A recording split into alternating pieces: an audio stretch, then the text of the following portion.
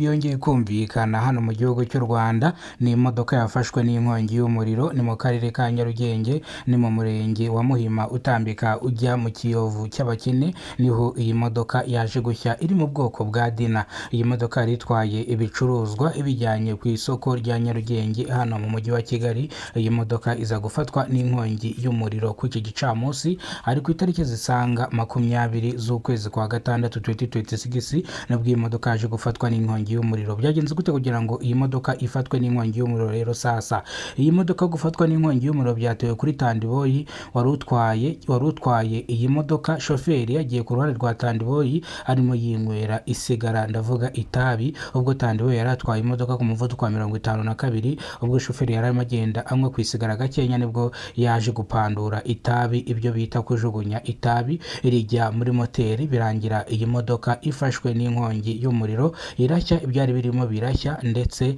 n'abari barimo nabo barashya. Mu gingangaya uyu mushoferi na Tandiboyi, shoferi yahiye ku rwego rwo hejuru ku buryo Tandiboyi we yahise yitaba Imana bitewe n'uko inkongi y'umuriro yamufashe, imodoka ikahita yijugunya ku muhanda ariko kabine ikakomeza gushya. Ibi ngibi byateye benshi ubwoba, bihamura benshi, bishengura imitima ya benshi bitewe n'urupfu Tandiboyi yapfuye. Iwe yahiye arakongoka, dore ko yahiriye mu modoka. Kizimyamwoto yaje yirukanka, kizimyamwoto mu kuhagera irazimya, basanga Tandiboyi yarangije kwitaba Imana. Shoferi yakomeretse bihagije cyane, hahise hamagarwa imbangukiragutabara byihutirwa yo ku bitaro bya Muhima. Imbangukiragutabara iza yirukanka mu kuhagera isanga umwe yarangije gupfa, icungura ubuzima bw'uwo mushoferi wari wakomeretse cyane, wari wahiye bihagije. Uyu wapfuye yajyanwe ku bitaro bya Kacyiru kugira ngo akorerwe isuzuma. Traffic polisi ishinzwe impanuka zo mu muhanda, ubwo yahageraga yabuze icyo ikora, irigendera. Bahamagaza ba nyiri imodoka kuyitera breakdown bakayikora mu muhanda kugira ngo ibindi binyabiziga bibone uko bigenda. Abaturage babonye bino biba bavuga yuko iyi nkongi y'umuriro yatewe n'uko uyu mushoferi yari arimo anywa itabi, akajugunya igipande cy'itabi akakijugunya muri moteri, bikarangira moteri ifashwe n'inkongi y'umuriro, bikarangira n'inyuma bihageze. Urabona yuko iyi modoka yahiye bikomeye cyane. Iyi modoka yahiye mu buryo budasanzwe nk'uko bireba kuri kamera za Kidasamura TV Rwanda.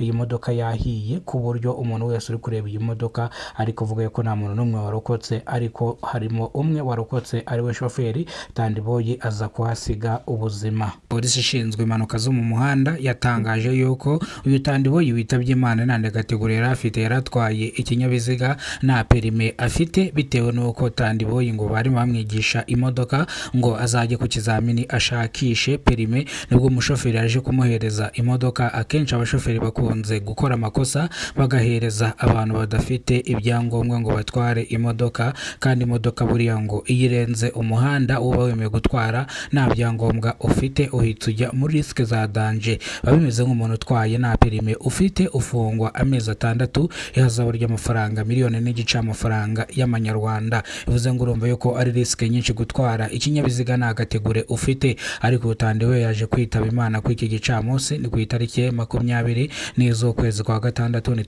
2026. Nibwo yaje kwitaba Imana, yajyanywe ku bitaro bya Kacyiru kugira ngo akorerwe isuzumwa. Umuntu wese ukomerekeye mu mpanuka cyangwa agapfira mu mpanuka yenda gupfa cyangwa yapfuye, ajyanwa ku bitaro bya Kacyiru kugira ngo akorerwe isuzumwa. Ariko abaganga basobanuye yuko yarangije kwitaba Imana, bityo rero wakomeretse ari kuvurwa. Bamujije ku bitaro bya Muhima, biranga bahita mu kwita transferi, ahita yoherezwa ku bitaro bya Nyarugenge mu mujyi kurya nyuma. Niho yajyanywe kuvurwa, niho ari kwitabwaho n'abaganga kugeza magingo aya ngaya. Iyi ni inkuru yashenguye imitima ya benshi. Nimba aribwo bwa mbere ugeze kubona umuyoboro wa Kidasamura TV Rwanda, ibuka gukora subscribe, ufungura inzogera kugira ngo uzajye umenya byinshi dukora umunsi ku munsi. Imana ikurinde, Imana iguhezagire, Imana iguhereze ubuzima buzira umuze. Turagukunda cyane. Thank you so much. Mwarakoze gukora subscribe. Imana ikomeze ibandindire kandi ibandebere icyoroshye.